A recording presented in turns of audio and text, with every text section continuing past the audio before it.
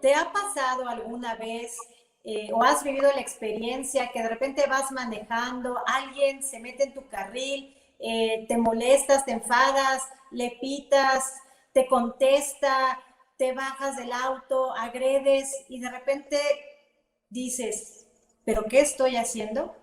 Bueno, si te ha pasado esto, está con nosotros nuestro querido amigo Geshe Lobsandagua para decirnos qué es o cuáles son las diferencias entre ser una persona de carácter fuerte o bien carácter débil. A ver, Lobsan, explícanos un poquito más estos términos.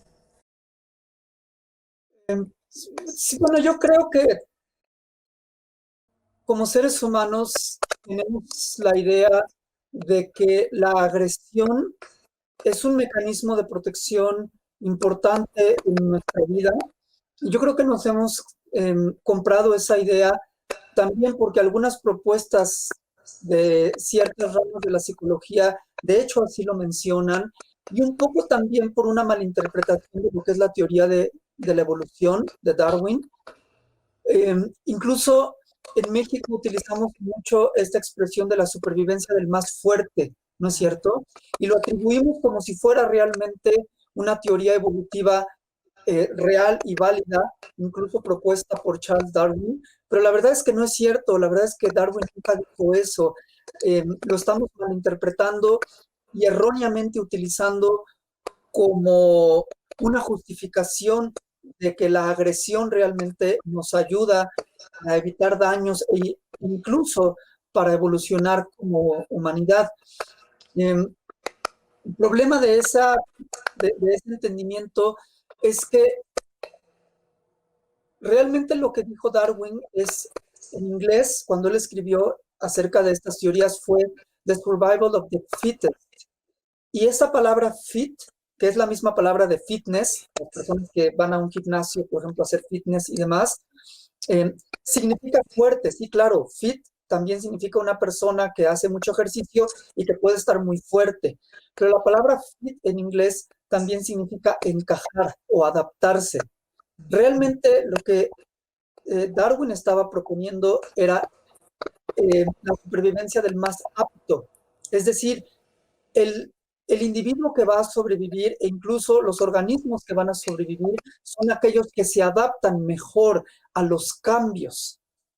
Pero esas adaptaciones a los cambios tiene que ver no con imponerte necesariamente con los demás y ser agresivo, no es verdad. Incluso en comunidades no humanas, por ejemplo, entre los chimpancés y otros animales, la agresión no es lo que se convierte en el elemento principal para una sana convivencia, incluso para la evolución, sino precisamente todas esas organizaciones sociales complejas que incluso los animales pueden desarrollar para que haya armonía y para que incluso las jerarquías y demás puedan funcionar adecuadamente, que como especie los lleva a evolucionar. Entonces creo que como seres humanos, sobre todo en nuestra cultura a veces hispana, estamos teniendo una idea muy, muy, muy errónea, que yo lo escucho mucho en México. Incluso utilizamos como frase de que la supervivencia del más fuerte significa entonces la agresión como un mecanismo para poder sobrevivir. Pero como les decía, realmente Darwin hablaba de la supervivencia del más apto. Ahora, en el caso específico de los seres humanos, Darwin escribió en un texto que se llama El origen del hombre, que realmente la simpatía es el elemento fundamental o principal para la supervivencia del hombre. Por ahí tiene varios puntos en este texto donde se indica que es la simpatía lo que se debe de considerar como el punto principal para nuestra evolución. ¿Qué queremos decir con la simpatía? Precisamente en ver la importancia de los demás, el tratar de ayudar a otros, el tratar de realmente apoyarnos unos a otros. Entonces, si realmente nosotros queremos tanto sobrevivir individualmente como de manera global, necesitamos ayudarnos, necesitamos dejar de agredirnos unos a otros. El punto de la agresión, brevemente me gustaría mencionar acerca de esto, es que sí tiene una tendencia evolutiva. Es decir, la agresión sí pertenece a un ámbito evolutivo, pero a un nivel muy primario y muy a corto plazo, en casos muy específicos, como por ejemplo, si realmente te está atacando un depredador en el sentido que realmente ya te esté atacando un lobo, un lobo, por ejemplo, pues en ese momento, claro, que cierta agresión, cierto enojo pudiera parecer necesario como un mecanismo de protección. El problema es creer que realmente ese mismo mecanismo es el que vamos a necesitar en una comunidad de seres humanos donde el diálogo, la asertividad, los límites, la convivencia y demás pueden existir por encima de esos instintos tan primarios y a corto plazo. Es decir, si una persona te insulta, no necesitas la agresión, necesitas ser asertivo, necesitas saber poner límites, dejar las cosas en claro, pero sin que el enojo o el odio estén presentes. No porque tengamos ciertos instintos o mecanismos muy primarios, quiere decir que necesitemos vivir con base en ellos todo el tiempo, ¿verdad? Si no deberíamos estarnos apareando en las calles desnudos todos. Sería absurdo pensar o estar comiendo en los desechos de la basura porque puedes decir que es parte de un mecanismo muy primario. Entonces, si los seres humanos podemos vivir por encima de ciertos instintos, que ya lo hemos hecho así, también funciona exactamente igual con el tema de la agresión. Entonces, en breve, aunque la agresión pueda ser parte de un mecanismo muy primario de protección, no quiere decir que tengamos que vivir con porque tenemos la suficiente capacidad eh, humana y cerebral como para podernos proteger sin necesidad de esos instintos tan básicos. Ya. Oye, Lobsan, regularmente, ¿a qué se deberá que los seres humanos, lo primero, el primer instinto es eso, agresión? Esto es porque estamos llenos de enojo, de ira. ¿Qué es lo que sucede dentro? Que a la primera oportunidad quieres irte encima, ¿no? O incluso, si no de alguien, de la situación, o incluso de ti mismo, ¿no? Es básicamente por dos razones. Una, precisamente porque es, es algo que sí se pasa biológicamente o genéticamente, es decir, esos instintos muy primarios como en un pasado muy lejano nos ayudaban a defendernos, eh, se han convertido en un mecanismo muy primario, muy básico de protección que pasamos biológicamente o que pasamos genéticamente. Entonces hay una tendencia en los seres humanos de utilizar la agresión como un mecanismo de protección porque está en nuestra biología. Sin embargo, eso no quiere decir que sea adecuado, eso no quiere decir que no tengamos incluso partes del cerebro como la corteza prefrontal que pueda diseñar estrategias mucho más inteligentes incluso para la protección, pero que no han pasado biológicamente o genéticamente porque son más recientes en la evolución de los seres humanos. Entonces podemos decir que aquí hay una tendencia a la agresión como búsqueda de defendernos y esa es como la base. Pero el problema principal es nuestra cultura. Si tuviéramos una cultura donde habláramos de la importancia del amor, de la compasión, de la paciencia, entendiéndose no como permitir que te dañen, sino de poner límites, defenderte sin necesidad de la agresión, porque claro que se puede.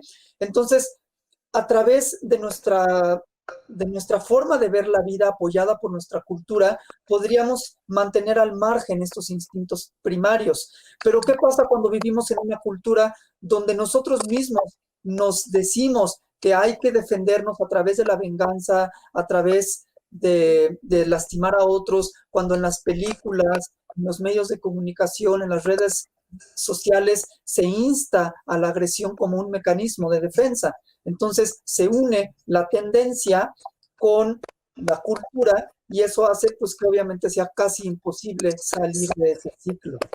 Ya, y se hace prácticamente algo, pues un círculo vicioso, porque entonces estamos como sociedad atrapados, es lo que estoy comprendiendo, atrapados, y cuando uno empieza a despertar y a lo mejor te agreden, tú no contestas, hay otro que te marca, eres débil, no debes, tienes que contestar, o llega el chico de la secundaria, o a lo mejor tu hijo de la primaria, y fíjate que alguien me agredió y papá o mamá pues mañana tú le agredes 3 veces más y cuidado y te dejas porque si te dejas yo te doy fuerte, ¿no?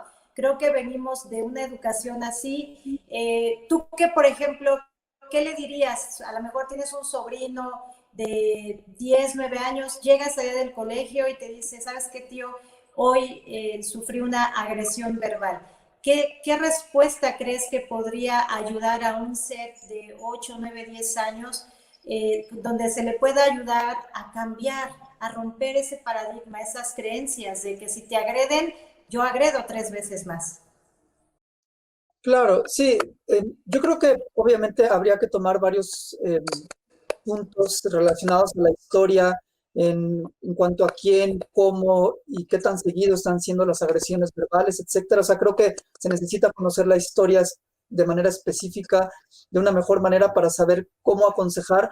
Pero yo lo que puedo decir es que de manera general, eh, una de las razones principales por las que nuestra cultura ha decidido de una u otra manera abandonar e incluso ridiculizar los valores humanos, las virtudes hoy en día, como el amor, la compasión, la generosidad, la ética, la tolerancia, eh, es precisamente porque tenemos muchas ideas erróneas acerca de estas. Y claro, si nuestra cultura creemos que ser paciente significa ser pasivo, en el sentido de que alguien te insulte y no hagas nada, vas a permanecer pasivo. O creemos que ser tolerante quiere decir tolerar en el sentido de aguantar que te dañen o que te lastimen, hasta yo mismo estaría de acuerdo con que no es muy sano practicar la paciencia o la tolerancia. ¿Por qué? Porque claro que no es correcto permitir que te lastimen, pero eso es porque estamos entendiendo mal lo que significa la paciencia o la tolerancia. Uno de los seres en la historia de la humanidad que yo considero más pacientes es Gandhi. Gandhi era increíblemente paciente, pero si uno lee la historia de Gandhi, Gandhi no se quedaba quieto, nunca permitía que pasaran por encima de él o en general del pueblo indio, y realmente se debe de considerar un ser con una fuerza, con una entereza increíbles. Entonces, ¿desde qué perspectiva decimos que Gandhi era paciente y tolerante? ¿Porque no hacía nada? No. ¿Porque aguantaba daños? Tampoco. Simple y sencillamente porque reaccionaba, actuaba, solucionaba, hacía, pero sin odio. Una definición sencilla de paciencia o tolerancia podemos decir que es reaccionar sin enojo. Eso es lo que significa ser paciente. Reacciona, pero sin enojo. Eso es lo que yo le diría a mi sobrino. Reacciona, pero sin odio. Defiéndete, habla con ellos o haz lo que tengas que hacer para ponerle fin a esto, pero sin necesidad de que se genere en tu interior odio o resentimiento o alguna aflicción mental. ¿Sí me explico? Entonces, eso es una de las grandes malinterpretaciones que tenemos hoy en día. Y es verdad, si una persona te insulta, regresar el insulto es lo más fácil del mundo, pero ver en tu interior y darte cuenta que se necesita mayor fortaleza para no regresar el insulto, que tampoco significa que vas a permitir que te sigan insultando, pero para desarrollar estrategias de asertividad en la cual vas a hablar con la persona, te le vas a plantar de frente, le vas a decir que por esta vez se lo vas a pasar, pero que tú no te llevas con insultos, de manera firme, clara, asertiva, pero sin odio, sin enojo, sin insultar, perdón, pero es digno de respeto y muestra una profunda entereza espiritual, mientras que el hecho de regresar un insulto, de hecho, en muchos sentidos es una debilidad y en muchos sentidos sigue nutriendo la agresión. Ya. Bueno, pues me ha quedado más claro, es muy grato recordar que siempre es mejor desarrollar la paciencia, que no haya una reacción que al rato te meta en un embrollo y que haya un arrepentimiento, porque luego viene la culpa y la culpa, bueno, es el veneno para el cuerpo y es algo que la culpa te hace dejar de ser simple y sencillamente así, ¿no? Pues muchísimas gracias, Lobsan. Esta cápsula ha sido bastante enriquecedora y continuamos. No te pierdas la siguiente.